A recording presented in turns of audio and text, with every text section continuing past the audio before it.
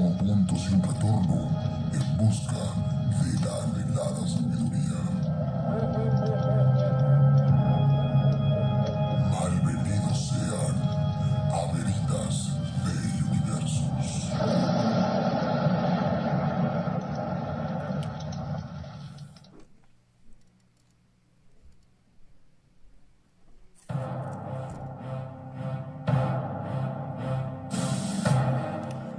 Muy buenas tardes tengan todos ustedes, bienvenidos a una nueva emisión de su programa Veritas Day Universus, transmitiendo totalmente en vivo desde la cabina de Circo Volador Radio. Vamos a estar transmitiendo hasta que los o nos mate el coronavirus o papá gobierno no nos deje ya transmitir.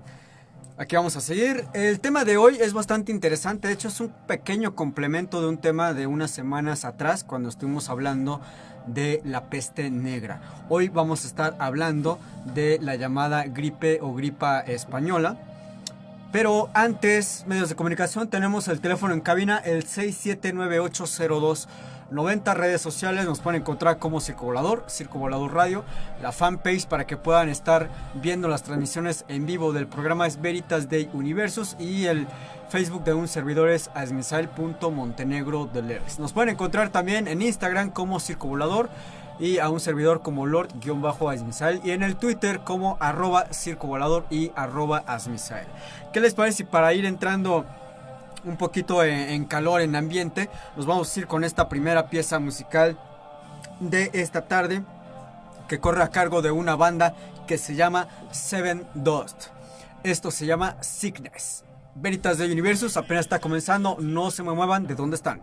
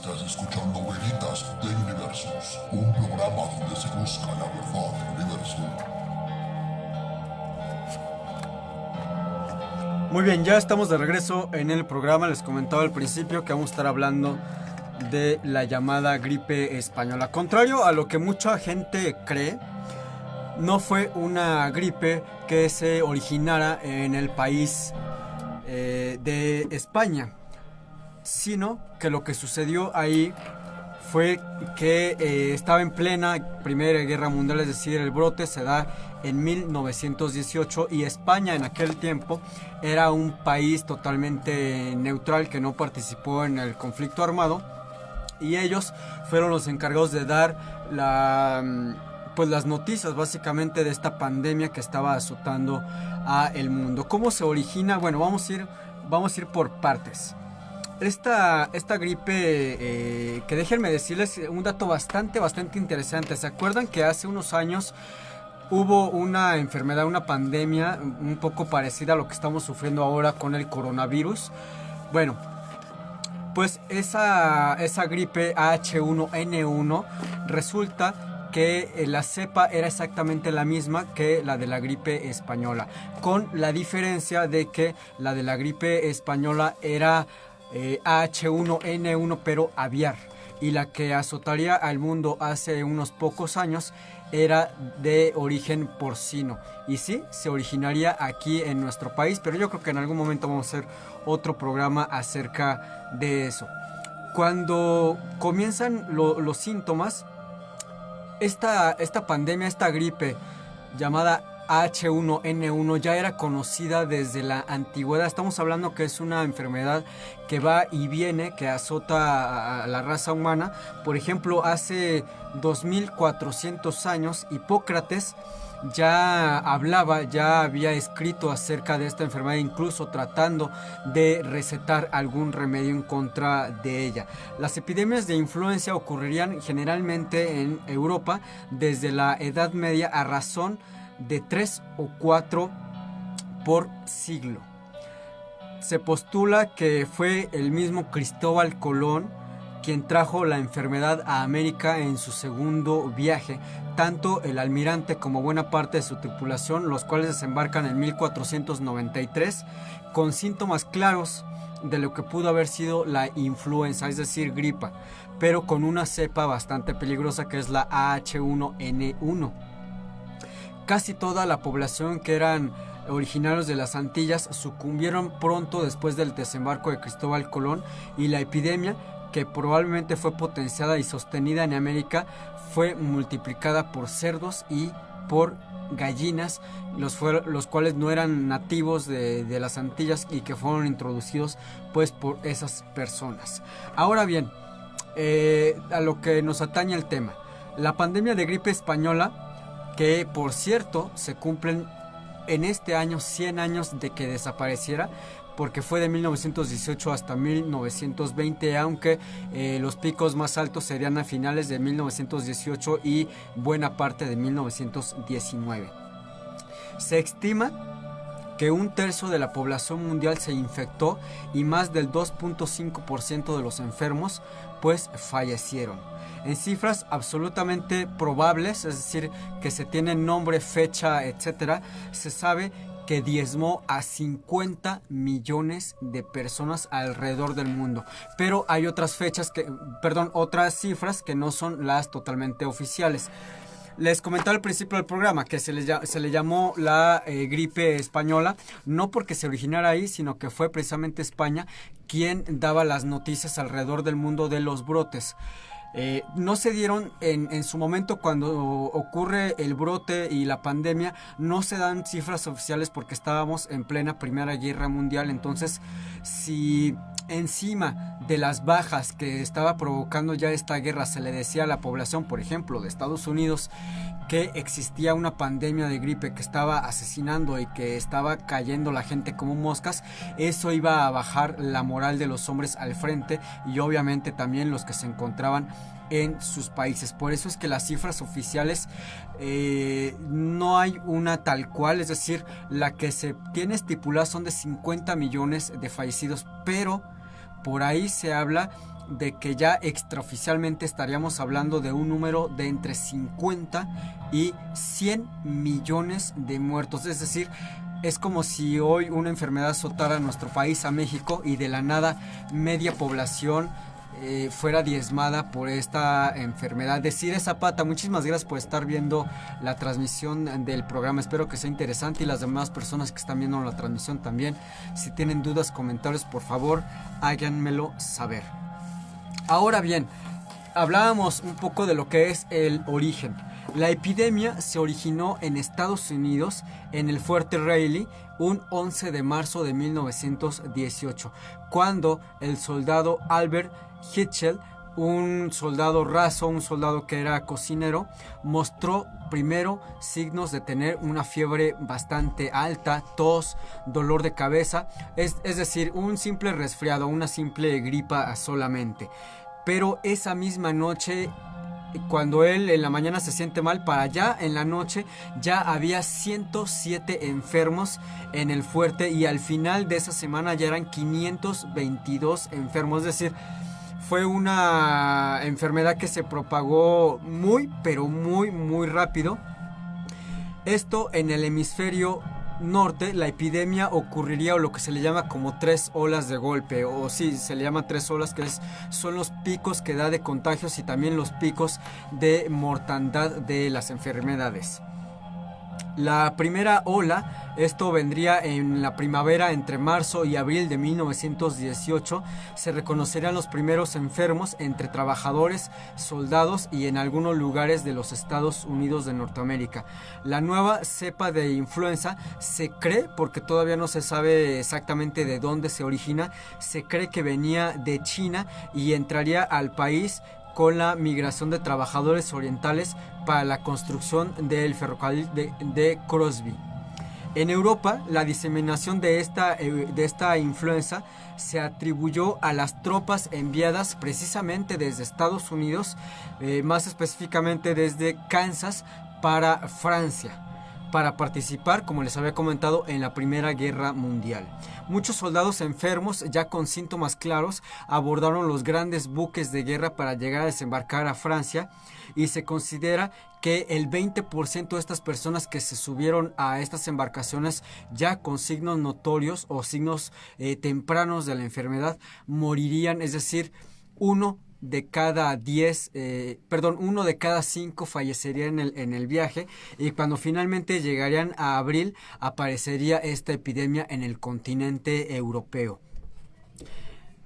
En un campo militar donde había puros norteamericanos de Bordeaux. La mayoría de las muertes en ese primer brote se dieron entre los soldados de los campos militares, y es decir, porque estaban concentrados. Entonces, imagínense ustedes el escenario. Estaban concentrados en estos fuertes y había, por ejemplo, 1,500 hombres. De estos 1,500 hombres, 5 estaban enfermos, después 50, después 200, etcétera, etcétera, y así enfermos iban al campo de batalla a seguir esparciendo pues los gérmenes y la enfermedad. Quizás el perfil de mortalidad en este afectado por este hecho, ya que los fuentes se encontraban jóvenes totalmente sanos. Hay que decir también que antes de enviar a los hombres a la guerra, se les practicaban ciertos exámenes médicos, pero básicamente lo que más importaba es si el peso correspondía con la estatura, si eran lo suficientemente fuertes para aguantar las caminatas, para cargar obviamente las mochilas militares. Cuando llegó a estos exámenes médicos, estos jóvenes ya infectados por esta gripe, por esta sepia del H1N1 de origen aviar, pues simplemente decían, estás resfriado, no hay problema, así puedes ir a la guerra, nada más tómate pues esto, tómate el otro. Hay que decir también que los antibióticos en aquel tiempo estaban totalmente en pañales, no había con qué hacerle frente a esta enfermedad.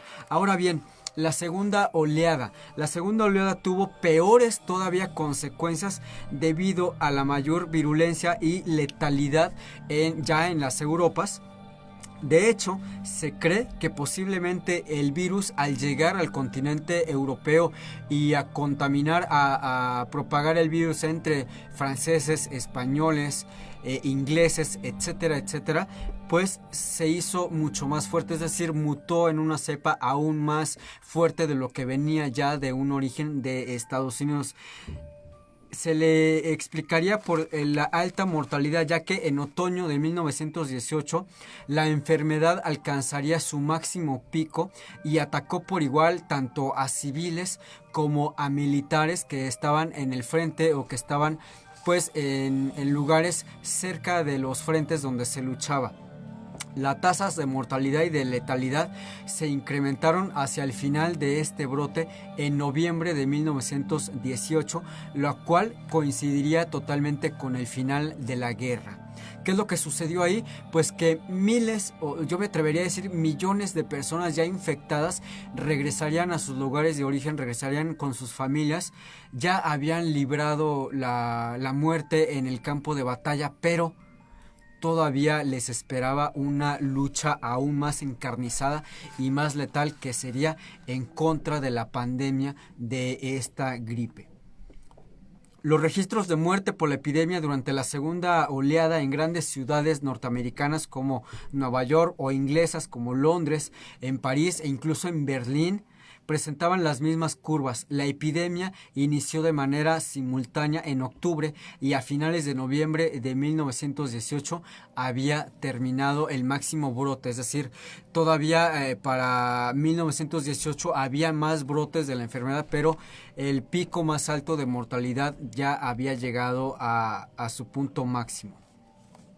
Como ya se dijo en un principio en España, la primera oleada de pandemia abarcó los meses de mayo y de junio de 1918 y las zonas más afectadas fueron la Extremadura, Andalucía y la mitad de los meses de septiembre a diciembre, que serían las 16 semanas más críticas que afectarían a España, se iría hasta Cataluña y de ahí a Almería, la ruta de Irún a Medina del Campo. El principal vector de transmisión de la enfermedad fue el constante movimiento de trabajadores y del personal militar que ya regresaba a casa después de la guerra, y tendríamos una tercera oleada. La tercera oleada, que fue menos explosiva, duró de enero hasta junio de 1919. Ahora bien, ¿qué es lo que se hizo durante esta pandemia o qué es lo que pasaba durante esta pandemia?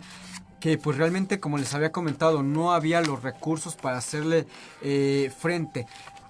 En la tercera oleada se cree que las personas que estuvieron expuestos a este virus habían desarrollado una especie de anticuerpos un tanto inmunes, es decir, se contagiaron, pero no todos fallecieron por la enfermedad.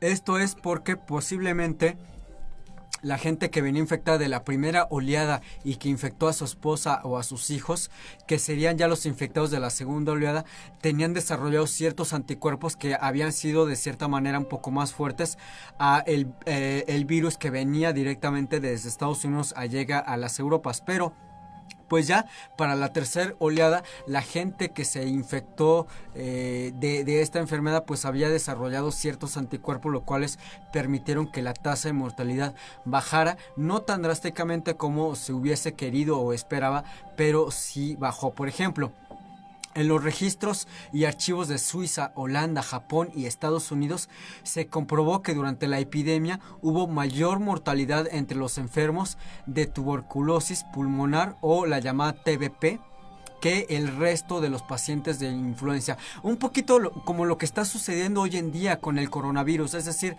las personas que contraen el coronavirus, si uno tiene un sistema inmunológico, vamos a llamarlo fuerte o normal, es decir, no se sufre de la presión alta, no se sufre de diabetes, no se sufre de sobrepeso, es un poco más probable que se salven. Pero si tenemos a una persona de 60 años con las defensas bajas, una persona que tiene, por ejemplo, diabetes, y que a eso le atribuimos que no tiene una alimentación sana, que tiene sus defensas bajas, pues obviamente el virus la va a atacar con mucho más fuerza.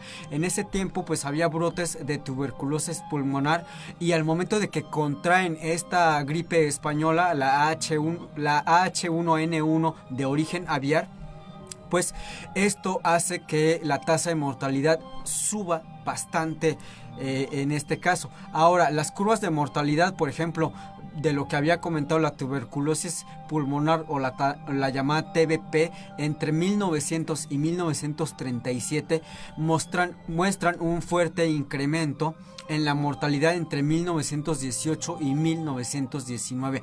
Mi queridísima Yael, muchísimas gracias por estar viendo la transmisión, te lo agradezco infinitamente. Ahora bien, ¿qué es lo que sucedía, por ejemplo, en Japón y en Holanda? Curiosamente, este aumento fue seguido por un descenso muy sostenido, nunca antes observado, ni siquiera durante la peste negra o el cólera o el sarampión.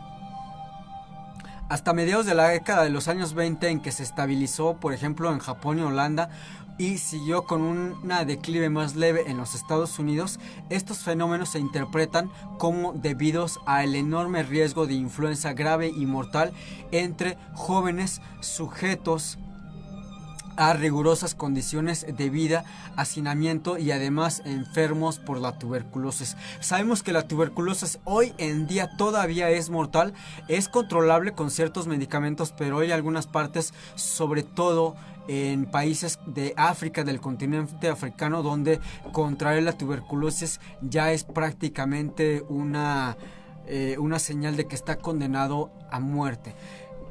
Esta gente que luchaba contra la tuberculosis y que fue infectada por esta gripe española, pues lamentablemente su mortalidad o su tasa de mortalidad se elevó muchísimo. En otras partes del mundo, por ejemplo en América, cuando llega a Argentina en 1918, en la ciudad de Buenos Aires, con 1,5 millones de habitantes, entre mayo y junio de 1918, en ese año aparecieron las primeras cifras no totalmente oficiales que hablaban de unos 400,000 enfermos. Estamos hablando que era casi una tercera parte del total de los habitantes de Buenos Aires que habían sido infectados por esta gripe, y bueno, de ahí había pasado a ocasionar el 0.7% de las muertes registradas. Los registros del Departamento Nacional de Higiene mostraban que la gripe entre 1917 y 1919 habían también ciertas cepas de tuberculosis y otras infecciones de las llamadas broncopulmonares entre el 29.8 y el 28% respectivamente. La gripe había llegado a Buenos Aires desde Europa en los barcos cargados de inmigrantes. Al parecer, el primero en traerla a este país fue el Demerata, que partió de Portugal y recaló en Río de Janeiro y de ahí hacia Buenos Aires. El primer caso fue un tripulante del barco, el cual fue atendido en el hospital Múñiz. Como en Europa, la epidemia se presentó en dos oleadas principalmente. La primera ocurrió en la primavera de 1918 y provocó 2.237 muertes, un número no habitual, ya que la epidemia estacional anterior solo había registrado 319 muertes, es decir, una muerte por influencia normal, que se había desarrollado o que había sucumbido hacia pulmonía o broncopulmonía. Ahora bien, ¿qué se tomó? ¿Qué medidas se tomaron cuando ya era totalmente inminente el contagio y que ya era algo mundial? La gran epidemia de fiebre amarilla de 1871 había alertado a las autoridades sanitarias de varios países. La higiene o lo llamado higienismo era la corriente predominante para el mejoramiento de las condiciones sanitarias, algo de lo que estamos viviendo hoy en día en nuestro país y en muchos países con este coronavirus. ¿Qué es lo que se hace? ¿Qué es lo que se hizo en aquel tiempo? Pues se decidió emprender primeramente limpiezas de riachuelos y de algunos ríos, efectuar exámenes de salud a los inmigrantes que llegaban de barcos procedentes de Europa e intentar una cuarentena en un lazareto de la isla Martín. Se habló también de que se barría con gran énfasis las calles, se desinfectaron escuelas, empresas, fábricas e incluso obviamente hospitales. Ahora bien, ya se hablaba incluso de una dieta especial frente a esta pandemia de la gripe española. Se hablaba, por ejemplo, una dieta antisepsia de garganta, la cual se ingerían pequeñas cantidades, por ejemplo, de valerinato de quinina, salicilato, codeína para la tos y aceite alcanforado.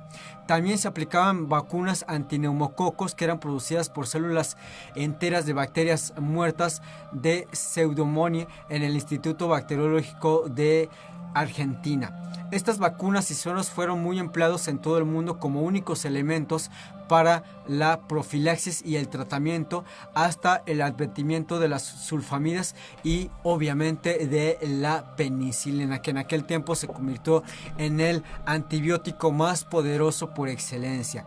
Ahora bien, había cierta caracterización de este virus de la gripe española, los cuales actualmente todavía existe este grupo y se divide en tres, que sería la influenza A, B y C. Las infecciones por influenza C causan generalmente una enfermedad respiratoria leve, pero los virus A y B causan epidemias estacionales de la enfermedad casi todos los inviernos. De ellos, el tipo A es el más virulento y más agresivo y se divide en subtipos según la composición de dos proteínas de la superficie viral. Tenemos la H y la neuraminidasa. Y de ahí ya se desprenden 18 subtipos de H y 11 subtipos de N. Los antígenos de la superficie H en forma de trímeros y N en forma de tetrámeros aparecen como espinas. Es decir, si lo vemos bajo un microscopio tenemos el germen. Ahora el coronavirus se le da este nombre porque parecía como tal cual, como coronas, pero en el caso de la gripe española pues eran como pequeñas coronitas alrededor de esta cepa. Ahora bien, los virus de influenza A, incluidos los de 1918, poseían un genoma formado por ARN de cadena simple y podían evolucionar por la acumulación de mutaciones seleccionadas a través del intercambio de segmentos genéticos por combinación. ¿Qué quiere decir esto? Que era la cepa AH es una cepa mutante, es decir, no tenemos el mismo virus de origen y al cual atacar, sino que puede mutar, como lo que sucedió entre 1918 y 1919, cuando parte desde Estados Unidos a Europa, a Francia, y en cuanto llega a Francia y después a Inglaterra, a España, a Holanda, a Alemania, este virus va mutando. Es decir, si hubiese habido una posibilidad de crear una vacuna en contra de esta gripe española en mediados a finales de 1918, no hubiese servido para principios de 1919, porque este virus ya hubiese mutado. A lo mejor la tasa de mortalidad sí hubiese bajado considerablemente, pero no hubiese sido una vacuna tan útil como nosotros pensaríamos. Ya estamos al filo de la media.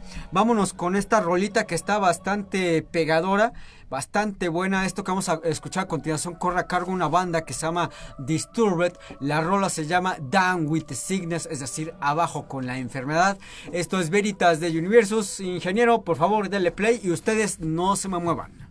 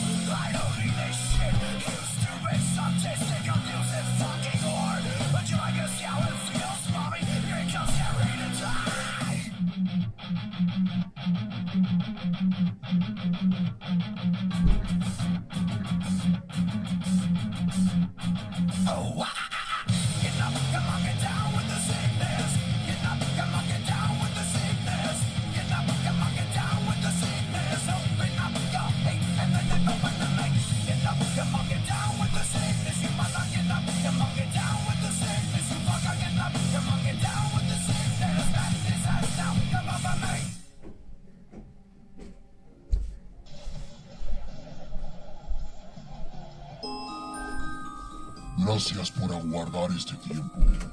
Continuamos entonces en donde nos habíamos quedado. Regresamos. Aún hay mucho por aprender.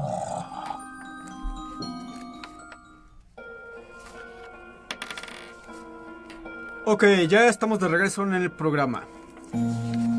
¿Qué es lo que...? De hecho, miren, aquí les tengo una pequeña imagen. Es una tabla.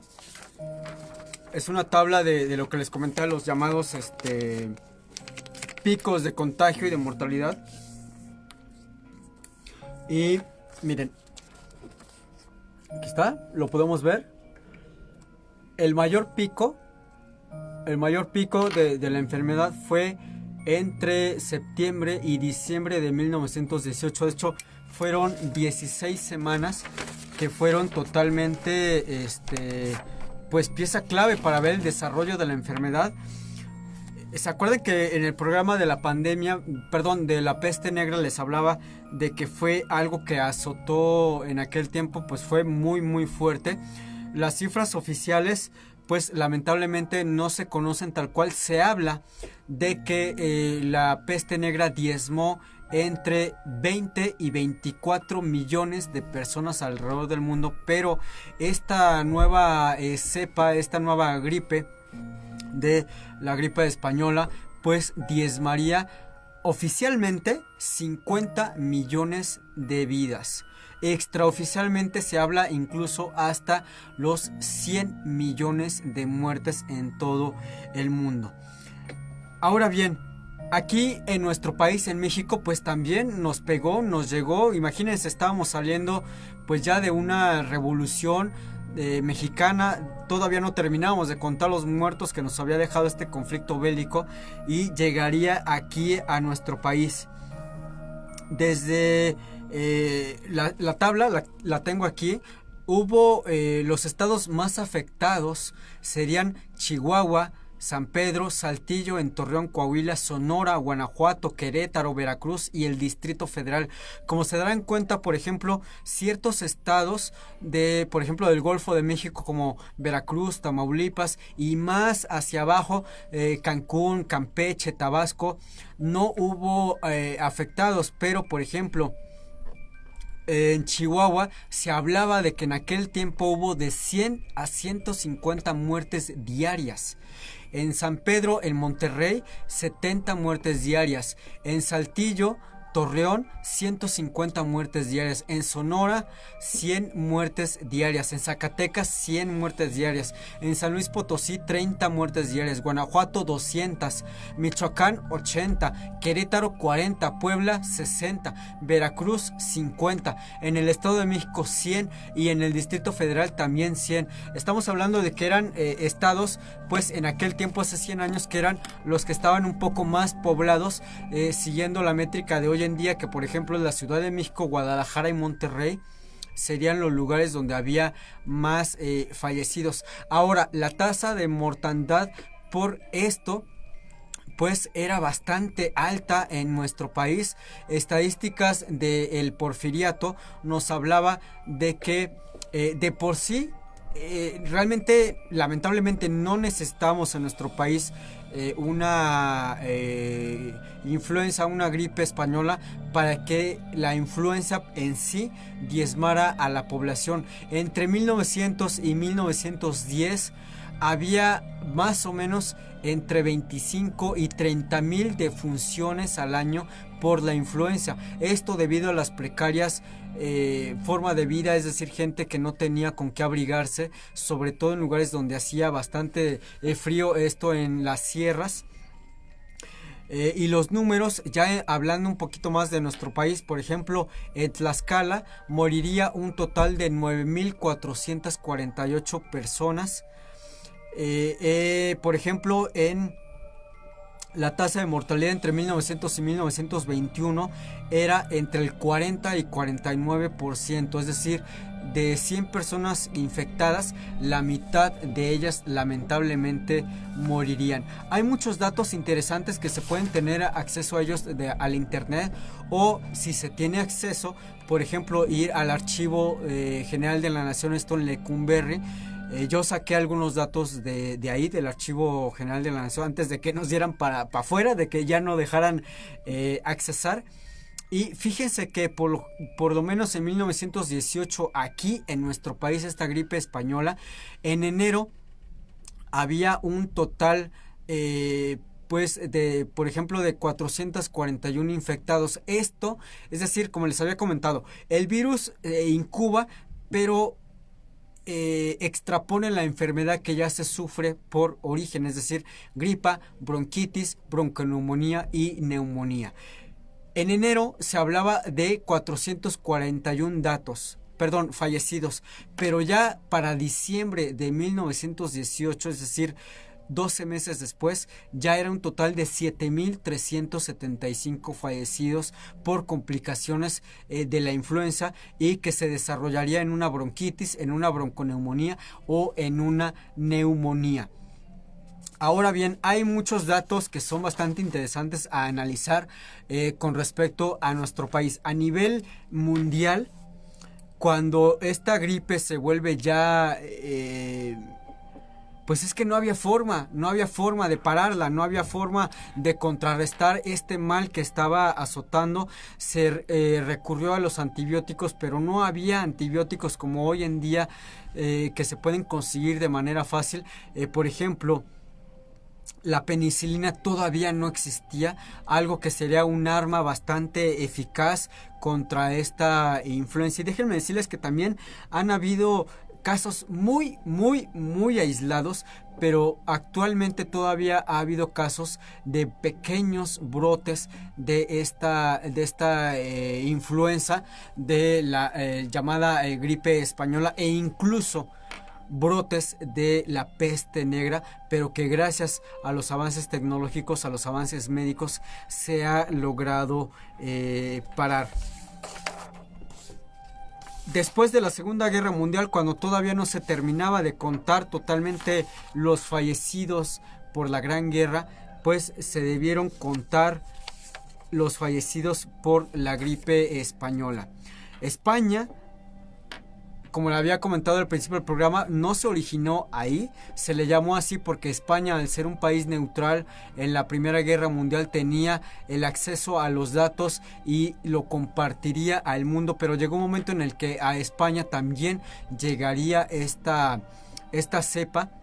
Llegó un momento tanto en España, Inglaterra y Francia en el que no había hospitales tan grandes como para almacenar a los enfermos y darles la atención necesaria.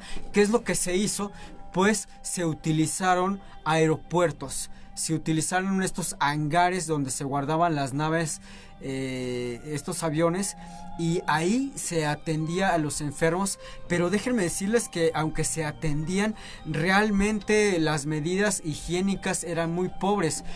Para todos ustedes que vieron el flyer del programa de hoy, la imagen que utilicé es una fotografía original de aquella época, y se darán cuenta que había espacio, poco más, yo creo que exagerando, había como 1,5 metros de espacio entre camilla y camilla. Es decir, no había las medidas higiénicas sanitarias necesarias para controlar la cepa. Se creyó en algún momento de esta epidemia que iba a ser algo, incontrolable ya era, no había cómo frenarla, pero que no, es decir, que estábamos condenados, que se iba a llegar prácticamente a una extinción porque no se tenían las medicinas, y no solamente el medicamento, no se tenían las medidas sanitarias prudentes. Llegó un momento en que Estados Unidos, México, Argentina, Francia, España, Inglaterra, Holanda, Bélgica, Dinamarca, la misma Alemania, empezaron a tomar ciertas medidas sanitarias, como la desinfección de las fábricas, como utilizar cubrebocas, barrer las calles a manguerazos con el jabón. Pero pues al ser un virus como el que hoy se presenta, es decir, el coronavirus, que viaja de manera aérea, no servía prácticamente de nada que se limpiaran las áreas de trabajo. Es decir, bastaba con que una persona tosiera, una persona estornudara, para que el virus fuera sumamente contagioso. Me voy a salir un poquito del tema y ya yendo un poco cerrando. con lo que vivimos hoy en día con el coronavirus o el COVID-19. Por favor, dejen de comprar papel higiénico, dejen de comprar toallitas húmedas, dejen de comprar tanto desinfectante de manos. Utilicemos la lógica, el mismo nombre nos lo está diciendo, coronavirus. Hay una diferencia entre bacteria y virus. Está bien que nos lavemos las manos, está bien que utilicemos toallitas húmedas con alcohol etílico, perdón, alcohol farmacéutico. Pero se trata de un virus, no se trata de un algo que está en las superficies, en las mesas, en las bancas, en los pasamanos. Está bien tomar ciertas precauciones, pero no nos aloquemos tanto. Por favor, dejemos de hacer todo eso. Está bien que utilicemos cubrebocas, pero el cubrebocas solamente funciona para aquellas personas que ya están contagiadas o para aquellas personas que le están haciendo frente a esta pandemia, como enfermeros, enfermeras, doctores, doctoras, camilleros, etcétera, etcétera, que se están rifando, que se les está yendo ahí su salud, su vida, tratando de hacer frente a esta pandemia. Aquí en México pues tenemos ya un número, no podría yo decir que importante, ni siquiera alarmante de contagios. Hasta hoy hemos tenido solamente, lamentablemente también, 2 fallecidos por esta terrible pandemia, pero no estamos como España, no estamos como otros, como Italia, por ejemplo, que hay toque de queda, que la gente no sale, que tiene que estar realmente viviendo una cuarentena.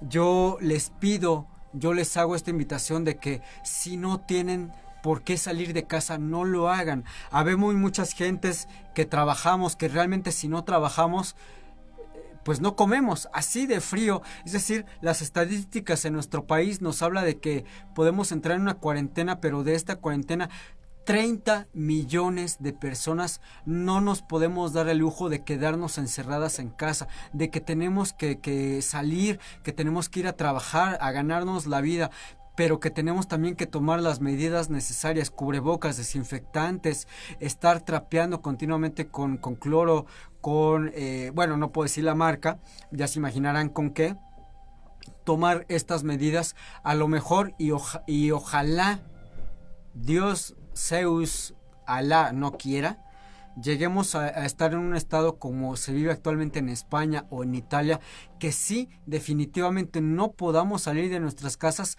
a menos de que sea algo realmente importante, es decir, salir a comprar medicamentos, salir a comprar víveres, pero si no llegamos a esa etapa, por favor, si no tienen a qué jodidos salir a la calle, no salgan, no se arriesguen. Si tienen en sus casas a un papá ya de edad adulta, a un abuelito en casa, no lo expongan, no salgan a la calle nada más porque sí, a echar el trago con los cuates en la esquina, a jugar billar, etcétera. No, si no tienen por qué salir a casa. Ahora la tecnología hoy está de nuestro lado a comparación de hace 100 años con la gripe española. Tan fácil como agarrar la computadora o el celular y pueden bajar las aplicaciones de las diferentes cadenas. Y esto sí suena comercial, pero es la verdad, diferentes cadenas de autoservicio en donde pueden hacer el súper desde casa y alguien se los hace llegar hasta la puerta de su domicilio. Es decir, no tienen que salir a comprar papel higiénico, carne, pan, verduras enlatadas, etcétera, etcétera. El mexicano le juega mucho al valiente y la neta es que el mexicano es así, somos así. Creemos que somos inmunes, que tenemos a papá Quetzalcóatl atrás de nosotros y nos protege, pero no tenemos por qué jugarle al vivo. Si todavía no estamos en una situación como la que lamentablemente vive España e Italia y otros países, no tenemos por qué llegar a ello, no tenemos por qué llegar a esa horrible situación de estar enclaustrados en casa, viviendo una cuarentena con una ley marcial, con un toque de queda, con la que si ustedes salen de casa y no tienen por qué hacerlo, se les va a arrestar, se les va a multar. Tenemos que cuidarnos. Lamentablemente lo hemos visto. Nuestro sector salud está muy golpeado, no está preparado, esa es la verdad. Lo que no sale en los periódicos, lo que no sale en las noticias, no está preparado para vivir algo como se está viviendo en España, en Italia, que están teniendo ya 700 muertos diarios. No estamos preparados para eso. Entonces, ¿para qué le jugamos al vivo? Si vamos a llegar a los hospitales y no se tienen los mínimos recursos para hacerle frente a esto, entonces no le juguemos al vivo. También no nos automediquemos, no nos empecemos a tomar pastillas a lo loco, B12, B6, no empecemos a tomar medicamentos como por ejemplo antibióticos a lo loco, que de por sí está prohibido, que no se puede comprar con receta médica, pero ya sabemos que el mexicano, así que llegamos a la farmacia y me dan unas ampolletas de penicilina. ¿Trae receta? Híjole, la dejé en el carro. Guiño, guiño, ahorita se la traigo, ¿no? Así somos, pero por favor, podemos evitarlo, la neta, podemos evitar, no tenemos que llegar a esto. Se dice por ahí que México no está a la par de otros países, es decir, hablando de contagios, y que por ahí el pico más alto, que no son fuentes oficiales, no quiero alarmar a nadie, pero se habla ahí de que el pico puede llegar entre abril y mayo de este año. Si ahorita decimos, ay, pues sí, hay muchos contagiados, pero se están dando de alta y nada más hay 2 muertos, a comparación de Italia, que hay 700 al día. Si bajamos la guardia, si nos dejamos, podemos llegar a eso, podemos llegar a picos altos. Si no nos lavamos las manos, si no tenemos cuidado al estornudar, o también si vemos que alguien nos estornuda, pues ¿por qué no hacernos un ladito, no? A lo mejor nada más es gripa estacional, a lo mejor sí está infectado de coronavirus, todavía no lo sabe. Recordemos que este virus tarda 15 días en realmente mostrar la cara. Desde que se empieza a toser, a estornudar, a tener temperatura, son 15 días para que realmente el virus ya tal cual se declare que es coronavirus o el COVID-19. Entonces, si no hacemos caso y en ese tiempo vamos a la tienda, vamos a las maquinitas, vamos al billar, vamos al bar, vamos a etcétera, podemos extender este contagio. Pues ya estamos llegando a la parte final del programa. Conclusiones. La gripe española ha sido una de las pandemias que ha azotado con mayor violencia en los últimos años, en los últimos siglos, en nuestro país, nuestro continente, en Europa, en Asia, en África, etcétera, etcétera. Diezmó a mucha población porque no se tenía. Ahí el problema no fue que no se tuvieran los cuidados sanitarios necesarios. Ahí el problema es que no se contaba con la tecnología tanto de detectar y también de tratamiento, es decir, no había penicilina, no había ampicilina, no había muchos antibióticos que hoy en día tenemos, con los que posiblemente no hubiese llegado a los 50 millones de muertos.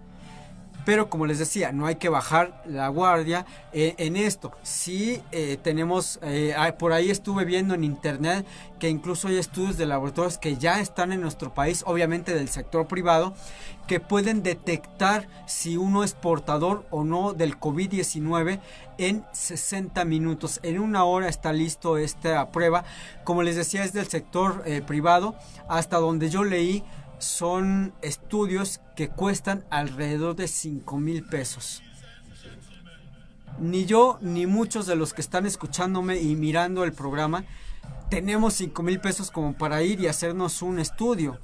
Entonces, por favor, no arriesguemos a nuestros seres queridos, no arriesguemos a nuestra economía, porque se habla también de que viene una pequeña recesión económica. Hagamos un pequeño colchoncito, guardemos lo más que podamos de dinero, no hagamos compras de pánico, por favor. De nada sirve que compren 50 rollos de papel higiénico, ni que compren 10 kilos de gel antibacterial para estarse lavando las manos continuamente. Este es un virus aéreo.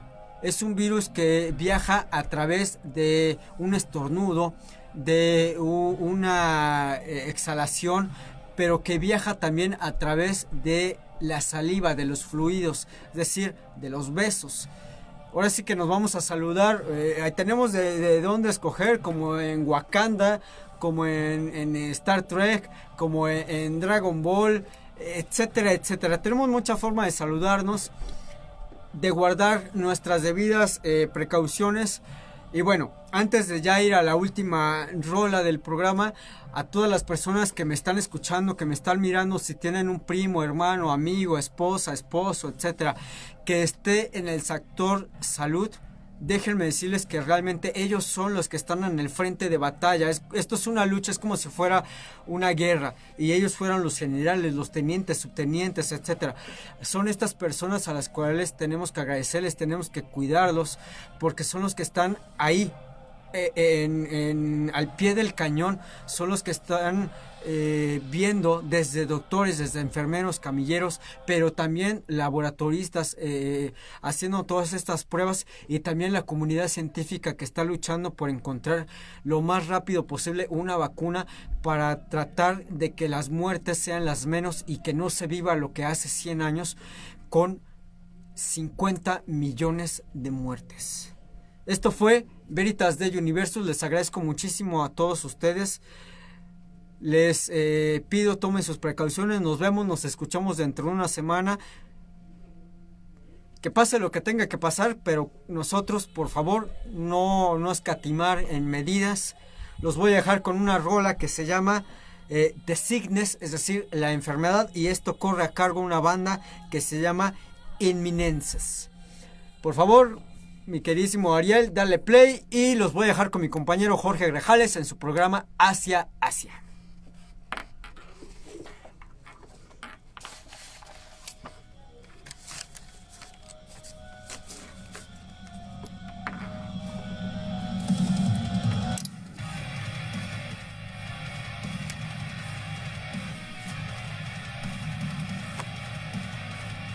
Bueno, pues muchas gracias por haber visto la transmisión. Aquellos que van a escucharla el día domingo en punto de las 7 de la noche desde el portal de Circo Volador. Para aquellos que llegaron tarde, que no pudieron ver el programa completo, en un ratito lo subo en esta misma plataforma. Y entre miércoles y jueves en el canal Veritas Dei Universus. Por favor, suscríbanse, métanse a YouTube, busquen Veritas Dei Universus, la página, perdón, el canal oficial. Suscríbanse, les van a estar llegando alertas cuando yo suba este mismo video. Por favor, cuídense mucho, disfruten de la rola.